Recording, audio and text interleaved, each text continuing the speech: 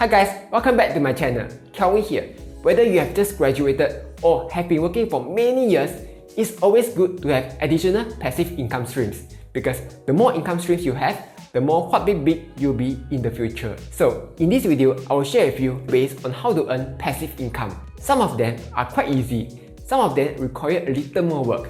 But if you can do all of them, you can easily expect to earn at least a few $100s to a few $1,000s coming in every month. Awesome! But before I start, I would greatly appreciate it if you can help to tap the like button because it would help out with the channel a lot. In return, I will show you a cute deal. Alright, let's start right now. First, savings account. This should be really easy. Put your savings in a high interest savings account.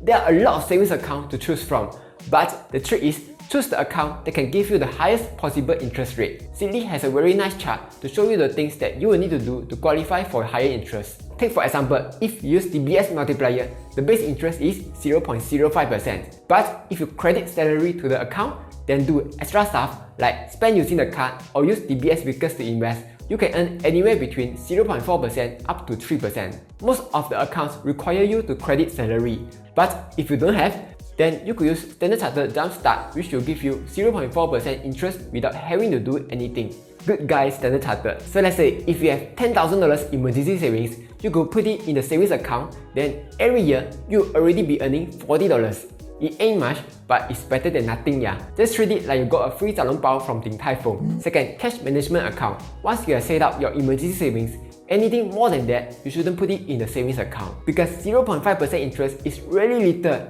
like little until it's barely enough for you to buy Cai Fan every month. So anything extra, you can put it in the cash management account. If you check Sidley, you can see that only StashAway, Endowus and Safe Cash Plus gives higher than 1% interest. For example, $10,000 savings in a cash management account will give you around $150 of interest every year. Here's a few things to take note. First, this is an investment, not a savings account, yeah? Because when you deposit money into the cash management account, you will take the money and invest in short-term government and corporate bonds. So there's a small chance of losing a bit of money in the short term. For example, if you use StashAway, there's a 99% chance of not losing more than 0.1% in a year. For Endowus, you can choose the highest interest that gives up to 2%. Can, no problem.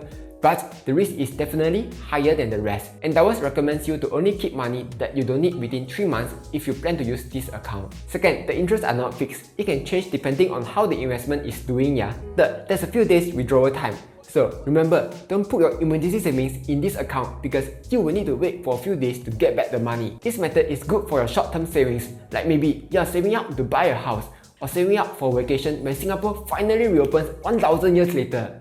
Just kidding, not that long, yeah. Next, stake or lend stablecoins. So if you feel that 1.5% interest is still too low, no worries, I have a lobang for you. Recently, I discovered that OCATS is giving 20% interest on USDC, meaning if you put 10k stablecoins in OCATS, you're earning 2k in interest every year, which is actually higher than S&P 500 annualized 10% return. Godlike. By the way, just in case you don't know, stablecoins are like what the name says, stable. If you check the USDC to USD chart, you will see that most of the time it will stay at $1. There are some weird times that it will fluctuate a bit, but in most cases it's flat. Even the airport runway also not that flat lah. However, again, here's a few things to take note. First, the interest is not fixed and can change anytime. Second, the USD to HGD exchange rate can drop. So if next time you want to convert back to HGD, there's a chance of losing a bit of money. Third, and this is most important, when you put your cryptos at an exchange, your cryptos are at risk of getting stolen. For example, in 2019, Binance was hacked and 40 million was stolen. Luckily, Binance had enough money to refund the users. But there's always a chance that the crypto exchange won't be able to return the stolen cryptos back to you. So only use this method if you're okay with the risk, but otherwise, this is a really good way to earn a high return. Speaking of sharing lobangs, you can learn new skills in Skillshare. Skillshare is an online learning community with thousands of online classes for all sorts of topics. They got tons of classes on personal finance, stock investing, and options trading. I'm always looking for ways on how to improve my YouTube channel. And right now, I'm taking a class called Find Your Style 5 Exercises to Unlock Your Creative Identity by Andy J. Pizza. In this course, I learned that my style is created through a combination of my identity, my taste, experiments, and experience. He also gave a few useful exercises on how to find my style, which I find really helpful. So, because Skillshare is sponsoring this video, the first 1000 people to use the link down in the description below will get a 1-month free trial of Skillshare Premium membership. In this 1 month, you can take dozens of these classes from creativity, entrepreneur to improving your life. So, go click the link in the description. Sure, you will get to support this channel, but more importantly, you will get to learn tons of new stuff from Skillshare. With that being said, let's get back to the video.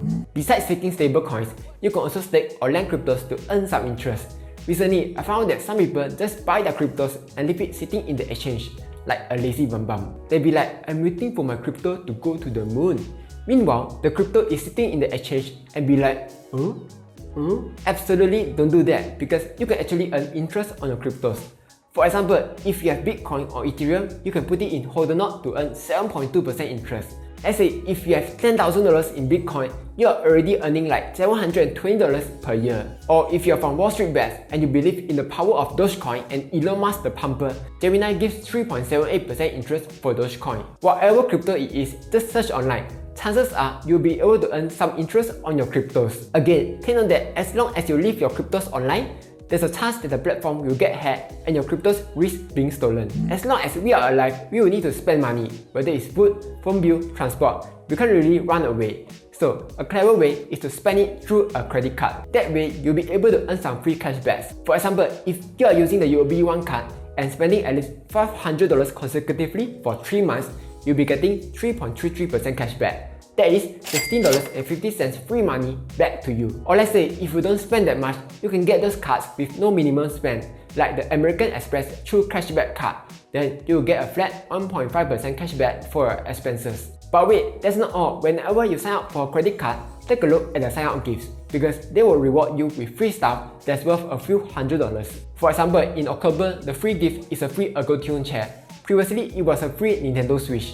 But one thing you need to be careful is, credit card does not give you unlimited money, You still need to return the money back to them. If you anyhow spend here, spend there, and if you can't repay the debt, they will charge you a godlike 25% interest. So don't play, Only use a credit card if you can spend like a responsible adult. Okay, Next, selling options. Personally, I've been doing this for 1 year, and it has been giving me consistent income. Let me show you an example. This is Palantir stock. Right now it's $24.43. If I sell a put option at $23 strike price that expires 33 days later, I can receive 82 cents times 100 or $82 immediately. If Palantir stays above $23, then the put option expires worthless and I don't have to do anything. But if Palantir goes below $23, then I have to buy 100 of Palantir stocks at $23. Then when that happens, I can turn around and start selling calls instead and receive money again. If you are new to options, this will take a while to digest. But don't worry, if a noob like me can understand options, then it shouldn't be hard for you. Once you know how to do it, you can expect to get around 10 to 25% returns a year, depending on market conditions of course. If you want to know more, I've already done a few videos explaining the basics of options, which you can check it out here if you are interested. Next, Axie Infinity. So, Axie Infinity is a relatively new game. But here's a special thing about the game. Whenever you win in adventure mode or win against other players, you will receive a crypto called SLP or Smooth Love Potion. I don't know about you, but the name Smooth Love Potion is very suspicious. It's like some lubricant that you can find in Watson or something.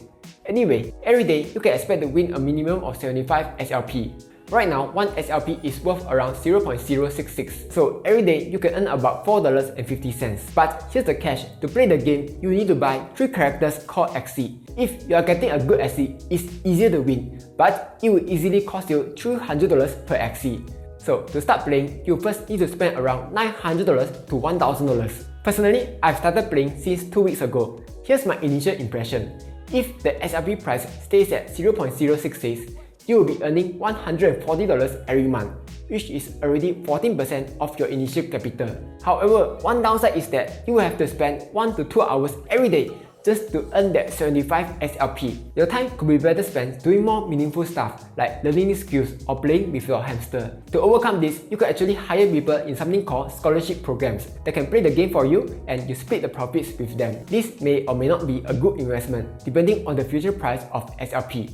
So only play it if you have spare cash and have time to spare. Last but not least, create online content. You know how rich people buy real estate and rent it out to create passive income? Here's the thing, whenever you create and upload something to the internet, it becomes a digital real estate. For example, for every video I upload, it can generate passive income for me. Or you can also be some stock photo model like Simu Liu before he hobby big in Shang-Chi. Or let's say, if you are good at photography, you can just take some photos and upload them to transfer stock. And if someone buys your photo, you will earn some money. There's a lot more stuff that you can create like music, sound effects, graphic design, or even some Medium article. Sure, right at the start, you won't see any income because there's something called Valley of Disappointment. Right now, you are here. But if you're able to consistently upload over a few months, you will build up a library of stuff and you will start seeing some godlike passive income coming in, allowing you to earn money while you sleep. What other ways do you know of? Let me know down in the comments below.